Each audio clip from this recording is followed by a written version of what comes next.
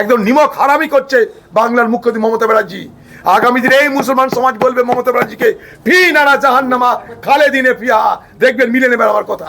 এত বড় নির্লজ্জ একটা সরকার, নিমক হারাম বাংলার মুখ্যমন্ত্রীকে আমি বলবো, একদম নিমক হারামি করছে পশ্চিমবঙ্গের সংখ্যালঘু মানুষের সঙ্গে।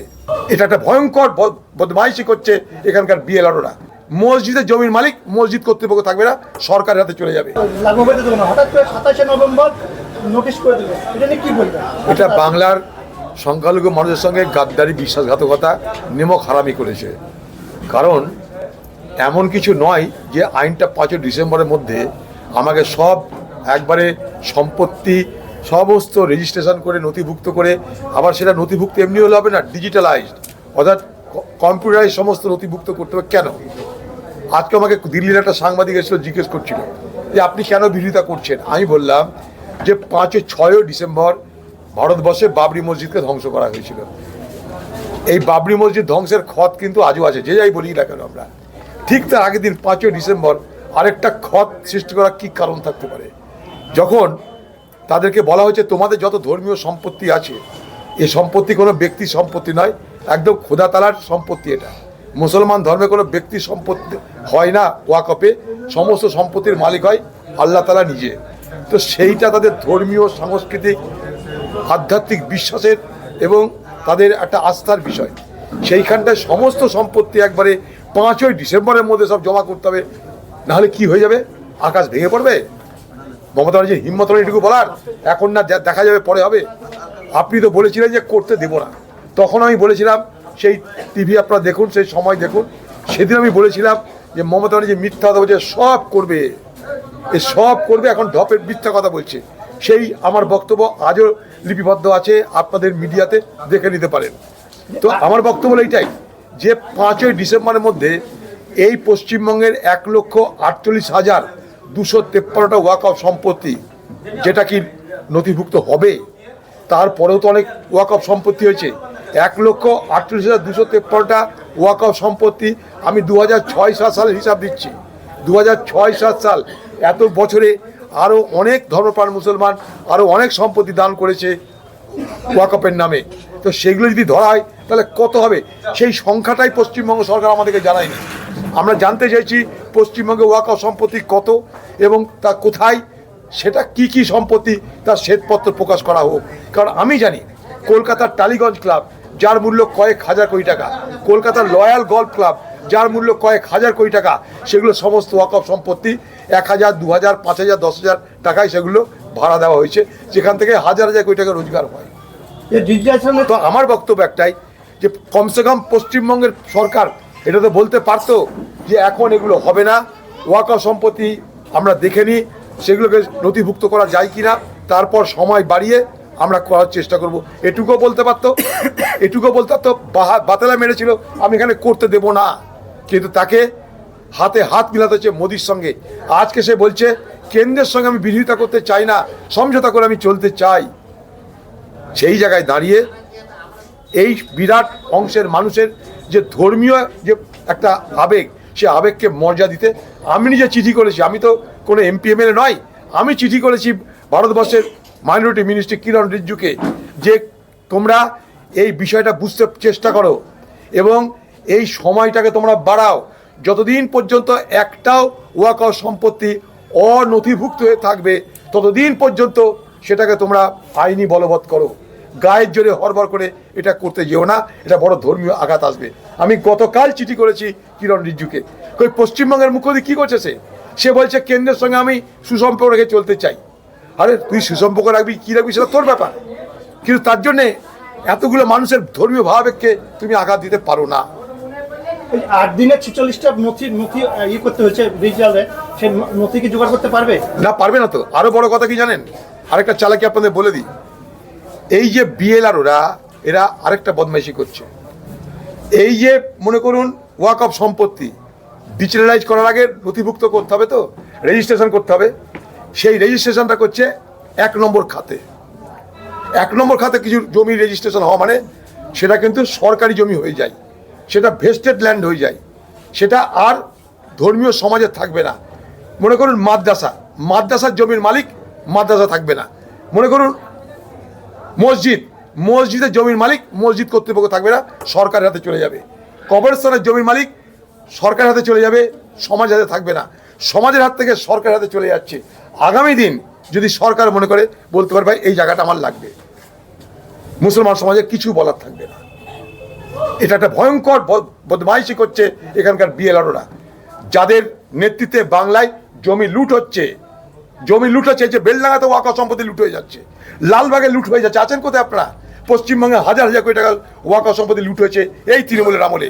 আর এই তৃণমূল সব থেকে বেশি লাভ পেয়েছে, ভোট পেয়েছে, সমর্থন পেয়েছে এই সংখ্যালঘু মানুষের কাছ থেকে।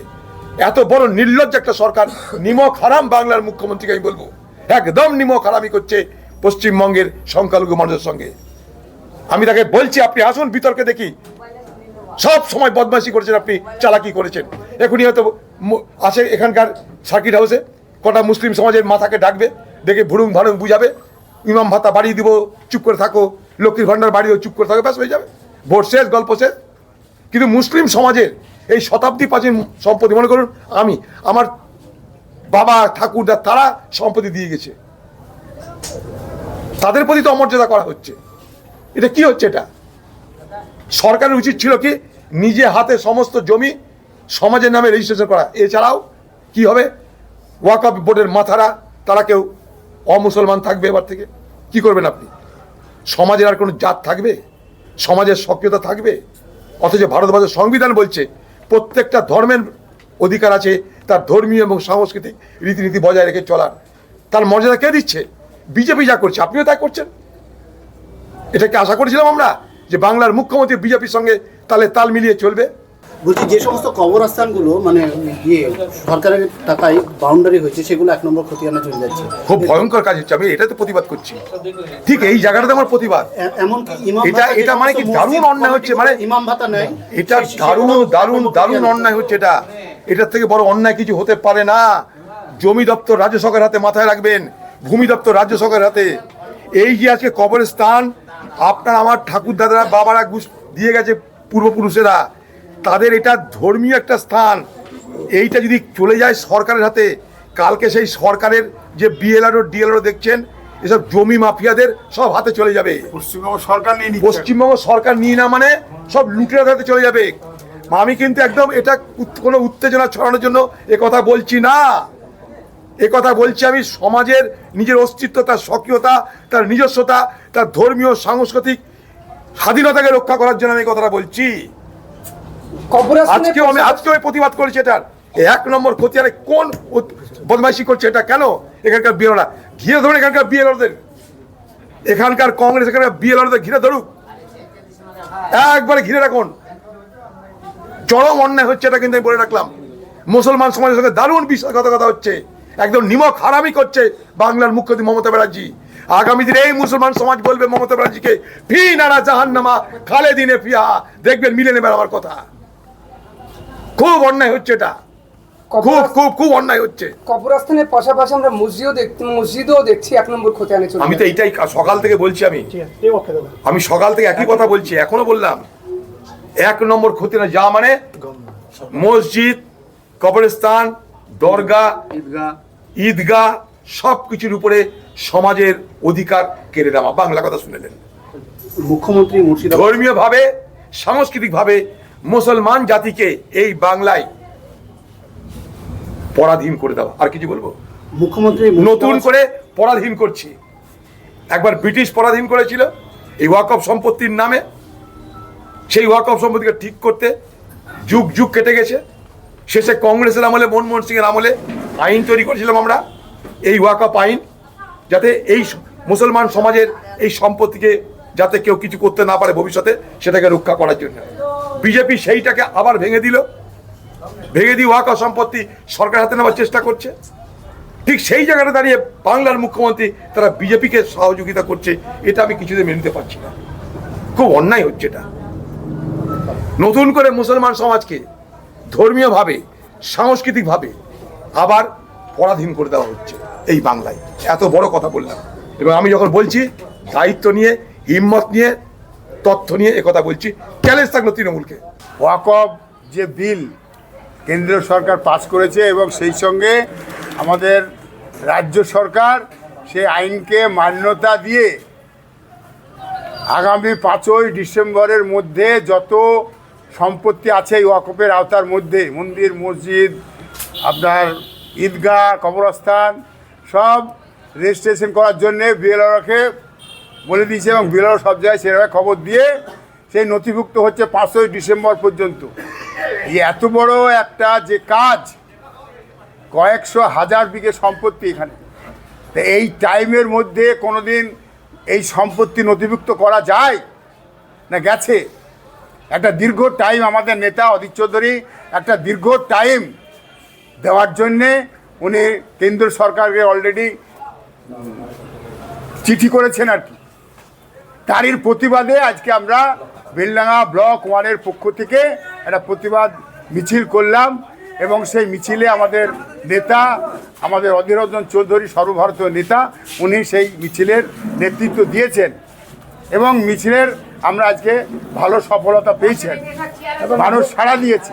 এবং বললো কালকে বিএল অফিস ঘেরাও করতে হবে। কতটা কি করবে? সেটা আমরা লোকাল বিএলও অফিসে আমাদের লোকাল নেতৃত্ব আছি, লোকাল নেতৃত্বে আমরা বসবো, বসে আলাপ আলোচনা করে অতএব একটা দাবি পেশ করব এবং আমরা গণ আন্দোলন গড়ে তুলে আর কি একটা দীর্ঘ মেয়াদি প্রকল্প এটা, সেটা আগামী দিনে আমরা সেটা কার্যকরী করা যায় তার ফুল রকম চেষ্টা করব। এই মিছিল হলো, কি বলবেন? আমরা অনেক দিন থেকে ওয়াকফ সম্পত্তি নিয়ে 2-3 বার মিছিল করেছি, আন্দোলন করেছি। আমরা বহরমপুরে জেলার কমিটি থেকে আমরা মিছিল করেছি, আন্দোলন করেছি। কেন্দ্র সরকার এটাকে ওয়াকফ আইনটাকে কার্যকর করার জন্য বিভিন্ন সময় বিভিন্ন কৌশল করে এটা মেজরিটির বলে পাশ করে নিয়েছে।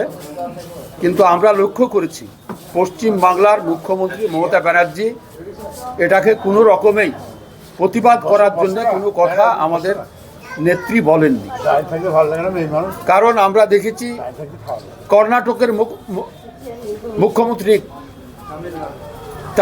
তামিলনাড়ুর মুখ্যমন্ত্রী সে কেস করেছে, আমরা ওয়াকফ বিল মানছি না বলে তারা কেস করেছে, কিন্তু আমাদের মুখ্যমন্ত্রী আজ পর্যন্ত কোনো কেস ওয়াকফ বিলের বিরুদ্ধে করেনি। 27শে নভেম্বরও নোটিশ জারি করেছে, মানে এই 27শে নভেম্বর কার হওয়ার আগেই ধুলিয়ানে একটা সভা হয়েছিল মমতা ব্যানার্জি, সেখানেও তিনি এই কথা বলেছিলেন যে ওয়াকফ বিল নিয়ে কেউ আন্দোলন আপনারা করবেন না, ওটা পশ্চিমবাংলায়। যদি ওয়াকফ বিল নিয়ে কোনো আন্দোলন করেন তাহলে আপনারা দিল্লি যে আন্দোলন করেন, যেহেতু দিল্লির কানুন, দিল্লি এটাকে ইমপ্লিমেন্ট করার চেষ্টা করছে, কার্যকর করার চেষ্টা করছে। আজ আমরা লক্ষ্য করেছি সেদিন তিনি বলেছেন দিল্লি যেয়ে আন্দোলন করতে, আর বলেছে যে যদি আন্দোলন আপনারা করেন আমার থেকে খারাপ আর কেউ হবে না। আমরা সেটাই লক্ষ্য করেছি, আজকে সেটা বাস্তবে রূপ দিলেন। উনি বলছেন আমি কেন্দ্র সরকারের সঙ্গে গলা মিলিয়ে চলবো, কোনো সময় তার বিরোধিতা আমরা করব না। কারণ কেন্দ্র রাজ্য আগাগোড়ায় দেখেছি 370 থেকে আরম্ভ করে ওয়াকফ বিল থেকে আরম্ভ করে সমস্ত বিলেই এই মমতা ব্যানার্জি সহযোগিতা করেছে, বিজেপিকে সহযোগিতা করেছে। আজও ঠিক অনুরূপ 27 তারিখে ঘোষণা করলো যে সমস্ত ওয়াকফ সম্পত্তি, যে সব মসজিদ, মাদ্রাসা, মক্তব, ঈদগাহ, কবরস্থান যেখানেই যা থাক না কেন 5 দিনের মধ্যে, আগামী 5 তারিখের মধ্যে সেগুলাকে নথিভুক্ত করতে হবে এবং ডিজিটাল নথিভুক্ত করতে হবে। আমরা অসম্ভব, এই কাজ করা সম্ভব নয়, তাই আমরা ভেবে 27 তারিখে ঘোষণা হওয়ার পরে আজকে আমরা 3 তারিখে এই ওয়াকফ বিলের প্রতিবাদে কেন্দ্র এবং রাজ্য সরকারের বিরুদ্ধে রাস্তায় নেমে আমরা প্রতিবাদ করলাম। আপনার নাম?